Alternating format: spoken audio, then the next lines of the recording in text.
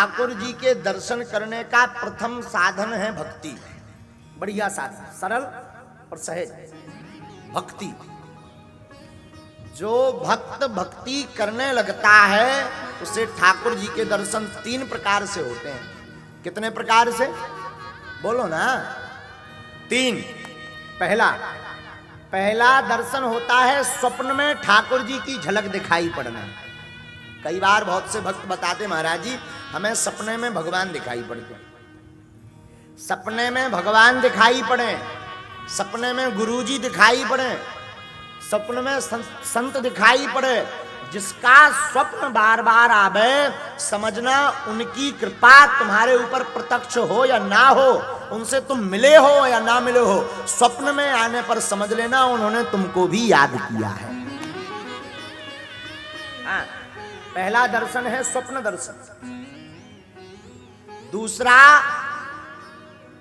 परमात्मा दर्शन का दूसरा रूप बताया, मंदिर में मूर्ति में ठाकुर जी का अनुभव होना।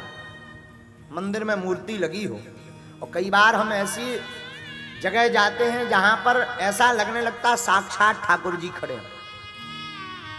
जैसे बागेश्वर धाम पर जाओ आप, तो ऐसा प्रतीत होता है कि साक्षात श्री हनुमान जी बैठ करके कुछ बात करने वाले। हाँ जी या ना जी बोलो। तो ये दूसरा दर्शन हुआ। तीसरा दर्शन, इसे उत्तम दर्शन कहते हैं, अप्रोक्ष दर्शन।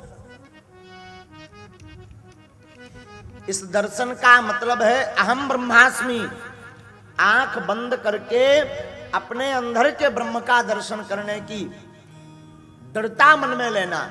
और जैसे ही आंख बंद करो गोविंद के दर्शन प्रारंभ होने लगे तो समझना आपको तृतीय और उत्तम श्रेणी के दर्शन गोविंद के होने लगे हैं। आहा, इसलिए मेरे साधुओं, श्रीमद् भागवत महापुराण भगवत दर्शन का एक ग्रंथ है, ठाकुर जी की भक्ति का एक ग्रंथ है। एक बार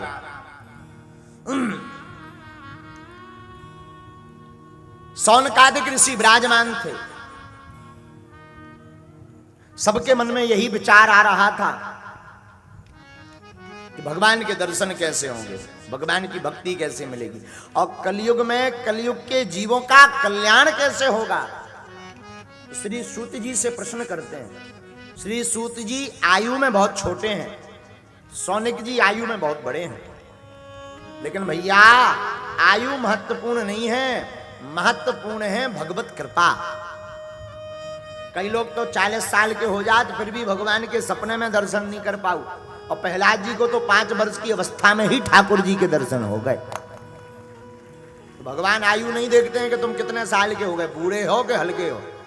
हाँ, कई बार तो बुढ़ापे तक आदमी राम नाम नहीं लेते, कछु नक्कटाए ऐसे हो, बुढ़ापे तक राम राम नहीं करते। और कई बार छोटा बच्चा भी श्री हनुमान चालीसा का पाठ सुनाने लगता। तो महत्वपूर्ण यह नहीं है कि आपकी आयु कितनी है, या आपने किस आयु के गुरु से दीक्षा ली, या किस आयु के आचार्य की शरण में बैठे हो। महत्वपूर्ण यह है कि आपकी श्रद्धा कितनी मजबूत